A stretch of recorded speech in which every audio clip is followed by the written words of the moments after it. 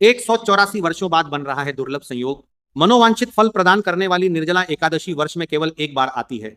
महाराज बताते हैं कि यह वह एकादशी है जो साधक के करोड़ों पापों का नाश करने की सामर्थ्य रखती है और शास्त्रों के अनुसार सभी एकादशियों के समान पुण्य प्रदान करती है।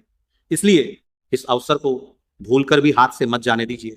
आज की इस विशेष जानकारी में हम जानेंगे निर्जला एकादशी की संपूर्ण और सही पूजा विधि क्या है, पानी कब और कैसे पीना चाहिए, कौन पूर्ण निर्जल व्रत रखे और कौन नहीं, घड़े का दान कब करना चाहिए और कैसे करना चाहिए। क्योंकि महाराज बताते हैं कि यदि घड़ा दान शास्त्रोक्त विधि से किया जाए तो अक्षय पुण्य की प्राप्ति होती है, अर्थात उसका पुण्य लंबे समय तक शुभ फल प्रदान करता है। लेकिन यदि दान में भूल हो जाए तो उसका पूर्ण फल प्राप्त नहीं होता। साथ ही जानेंगे व्रत के महत्वपूर्ण नियम क्या हैं, द्वादशी के दिन पारण कब और कैसे करना है तथा किन बातों का विशेष ध्यान रखना है। महाराज कहते हैं कि श्रद्धा, भक्ति और सही विधि से किया गया निर्जला एकादशी व्रत भगवान श्री हरि विष्णु की विशेष कृपा दिला सकता है, जीवन के अनेक कष्ट दूर कर सकता है और साधक को धर्म, पुण्य, सुख, समृद्धि तथा आध्यात्मिक उन्नति का आशीर्वाद प्रदान कर सकता है। इसलिए इस निर्जला एकादशी की संपूर्ण जानकारी अंत तक अवश्य जानिए। निर्जला एकादशी 2026 एक ऐसा व्रत जिसके पुण्य से वर्ष भर की सभी एकादशियों का फल प्राप्त होता है। महाराज बताते हैं कि जो भक्त श्रद्धा, नियम और भगवान श्री हरि विष्णु की भक्ति के साथ निर्जला एकादशी का व्रत करता है उसे सभी एकादशियों के समान पुण्य फल प्राप्त होता है। इस वर्ष निर्जला एकादशी 25 जून 2026 गुरुवार को उदया तिथि में मनाई जाएगी। एकादशी तिथि 24 जून सायं 6:12 बजे से प्रारंभ होकर 25 जून रात्रि 8-9 बजे तक रहेगी।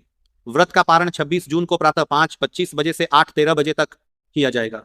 अभिजीत मुहूर्त लगभग 11:57 बजे से 12:53 बजे तक रहेगा, जबकि सायंकाल दीपदान सूर्यास्त के समय करना अत्यंत शुभ माना गया है। आज की इस वीडियो में आप सभी निर्जला एकादशी की सबसे सरल, शास्त्रोक्त और संपूर्ण पूजा विधि जानेंगे। सबसे पहले प्रातःकाल स्नान आदि से निवृत्त होकर स्वच्छ वस्त्र धारण करें और पूजा स्थल पर एक चौकी स्थापित करें। चौकी पर पीले रंग का वस्त्र बिछाएं, क्योंकि पीला रंग भगवान श्री हरि विष्णु को अत्यंत प्रिय है। इसके बाद भगवान श्री हरि विष्णु, माता लक्ष्मी तथा भगवान गणेश जी को चौकी पर विराजमान करें। अब दान के लिए एक नया मिट्टी का घड़ा लें और उसे शुद्ध जल से कंठ तक भर दें। घड़े का तिलक करें, उसके कंठ पर मौली बांधें और उसके ऊपर चीनी, खरबूजा तथा हाथ का पंखा रखें। निर्जला एकादशी पर मीठे जल का दान विशेष पुण्यदायक माना गया है। अब भगवान गणेश जी को जल के छींटे देकर स्नान कराएं। मौली, रोली, चंदन, हल्दी और पुष्प अर्पित करें।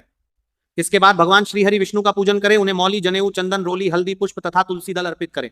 ध्यान रखें कि एकादशी के दिन तुलसी नहीं तोड़ी जाती, इसीलिए तुलसी एक दिन पहले ही तोड़कर रख लें। अब घड़े का पूजन करें, घड़े पर तिलक लगाएं, मौली बांधें और श्रद्धा पूर्वक उसे भगवान विष्णु के समक्ष स्थापित करें। भोग में फल, मिठाई तथा तुलसी युक्त प्रसाद भगवान विष्णु को अर्पित करें। इस दिन चावल का प्रयोग नहीं किया जाता और न ही चावल का भोग लगाया जाता है। तिल का विशेष महत्व होने के कारण तिलक के ऊपर सफेद या काले तिल अर्पित करें तथा दीपक में भी कुछ तिल अवश्य डालें। इसके बाद निर्जला एकादशी व्रत कथा सुने। कथा सुनते समय हाथ में जल, तिल और पुष्प रखें।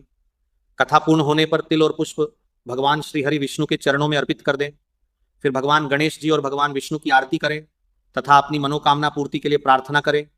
आरती के बाद पूजा में रही त्रुटियों के लिए क्षमा याचना करें और भगवान श्री हरि से सुख, समृद्धि तथा कल्याण की कामना करें।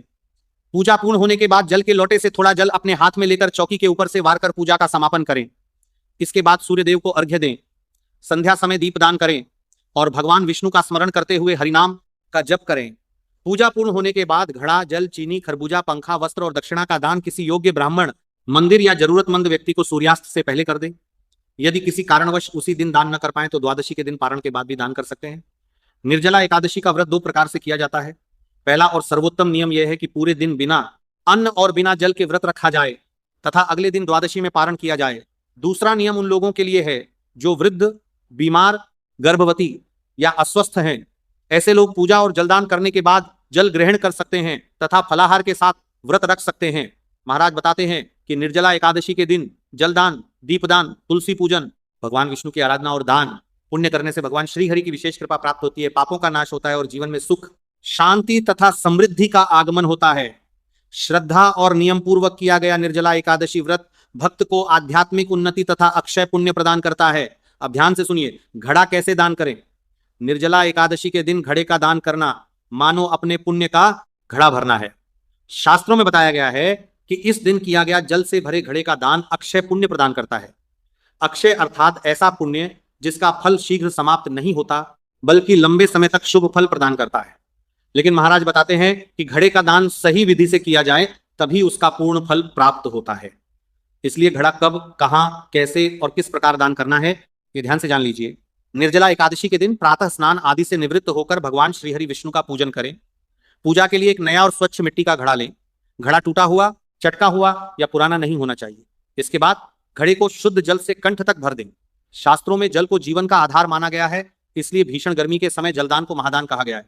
अब घड़े पर रोली हल्दी या चंदन से तिलक करें और उसके कंठ पर मौली बांधें।